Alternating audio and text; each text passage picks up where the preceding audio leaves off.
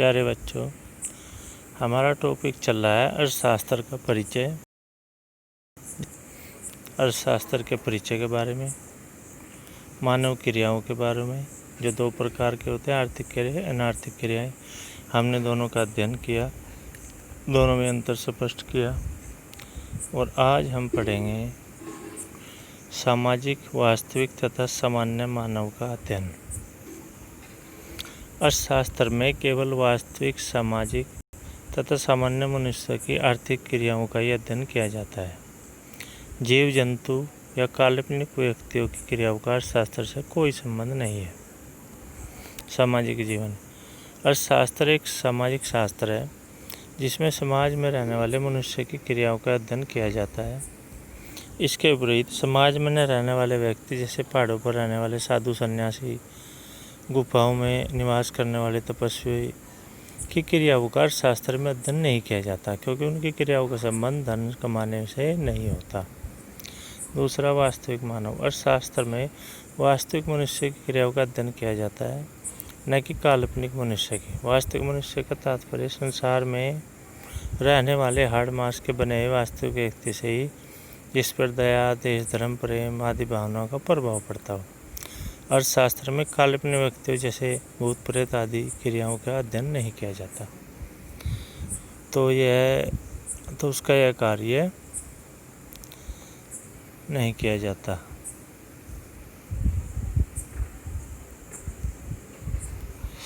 सामान्य मानव। अर्थशास्त्र में केवल सामान्य व्यक्तियों की क्रियाओं का अध्ययन किया जाता है। कुछ व्यक्ति जैसे पागल, शराबी, चोर, डाकू, कंजूस आदि समाज के सदस्य भी होते हैं और वास्तविक व्यक्ति भी, परंतु वे सामान्य व्यक्ति नहीं होते। वे समाज के नियमों का पालन नहीं करते। वे सामान्य जीवन व्यक्ति की भांति अपना जीवन निर्वाह नहीं करते। ऐसे व्यक्ति अर्थशास्त्र के अध्ययन के क्षेत्र से बाहर हैं। अतः अर्थशास्त्र वह विज्ञान और कला है जो सामाजिक, वास्तविक और सामान्य व्यक्तियों की आर्थिक क्रियाओं का ही अध्ययन करता है। अर्थशास्त्र का जन्म। अर्थशास्त्र कोई पुराना शास्त्र नहीं है। इसका जन्म 1776 में एडम स्मिथ के महान ग्रंथ राष्ट्रों के धन के स्वभाव एवं कारणों की खोज प्रकाशन के साथ हुआ। लगभग एक शताब्दी तक इस नए विज्ञान को राजनीतिक अर्थशास्त्र के नाम से संबोधित किया जाता रहा।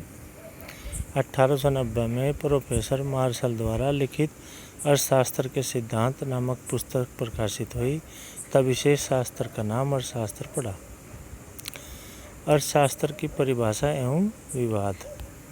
प्रारंभ से लेकर अब तक अर्थशास्त्र की इतनी अधिक एवं विभिन्न परिभाषाएं दी गई हैं कि उनमें से कोई एक सर्वसम्मत परिभाषा निकालना कठिन कार्य है।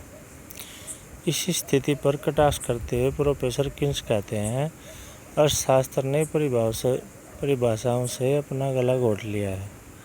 अर्थात इस संबंध में श्रीमती बारबारा उटन का कथन है कि जहाँ कहीं 6 अर्थशास्त्री एकत्रित होते हैं, वहाँ उनके 7 मत होते हैं। न्यूटन के अनुसार अर्थशास्त्र एक अपूर्ण विज्ञान है। इसके अतिरिक्त अर्थशास्त्रियों का एक वर्ग तो शास्त्र की परिभाषा देना ही आवश्यक नहीं मानता है। इस वर्ग में रिचर्ड जोन्स, मॉरिस डॉब, जैकब वाइनर, वान मिसेज, के.एम. क्लार्क, गुन्नर मिडल के नाम प्रमुख हैं। इनका मत है कि एक निरंतर विकासशील अर्थशास्त्र की परिभाषा को सीमा में नहीं बांधा जा सकता, वरना उसके विकास की गति रुक जाएगी। अर्थशास्त्र की परिभाषा। अध्ययन की दृष्टि से शास्त्र की परिभाषाओं को 4 भागों में बांटा गया है। पहला धन संबंधी परिभाषाएं, दूसरा कल्याण संबंधी परिभाषाएं, तीसरी दुर्लभता संबंधी परिभाषाएं, चौथा आधुनिक परिभाषाएं। तो हम पढ़ेंगे पहले प्रकार की परिभाषाएं, धन संबंधी परिभाषाएं। अर्थशास्त्र का जन्म चूँकि 1776 में हुआ, जबकि एडम स्मिथ ने वेल्थ ऑफ नेशन नामक एक पुस्तक प्रकाशित की। अर्थशास्त्र के जनक एडम स्मिथ के शब्दों में अर्थशास्त्र धन का विज्ञान है। हाशिसी अर्थशास्त्री जे.बी. के अनुसार अर्थशास्त्र वह विज्ञान है जो धन का विवेचन करता है। डेवेनपोर्ट के शब्दों में अर्थशास्त्र धन के स्वभाव तथा उसके वितरण, उत्पादन संबंधी नियमों की खोज करता है। J.S. मिल के शब्दों में अर्थशास्त्र मनुष्य संबंधित धन का विज्ञान है। उपरोक्त परिभाषाओं की विशेषताएं, इनमें धन पर आवश्यकता से अधिक बल दिया गया है। दूसरा, मानव कल्याण की अवहेलना की गई है। तीसरा, धन का संकुचित अर्थ प्राप्त है। चौथा, आर्थिक मनुष्य की कल्पना की गई है। और पांचवा, सीमित विषय सामग्री का अध्ययन किया गया। इनकी आलोचना, धन संबंधी परिभाषाएं दोषपूर्ण है। विद्वानों ने सभी धन संबंधी परिभाषाओं को निम्न आलोचनाएं की हैं। धन पर आवश्यकता से अधिक बल देना। आलोचकों का मत है कि इन अर्थशास्त्रियों ने धन को मनुष्य की अपेक्षा अधिक महत्व दिया है। इन अर्थशास्त्रों के अनुसार मनुष्य को सभी कार्य करने की प्रेरणा धन से ही मिलती है, इसलिए धन को ही मानव कल्याण का लक्ष्य समझ बैठे।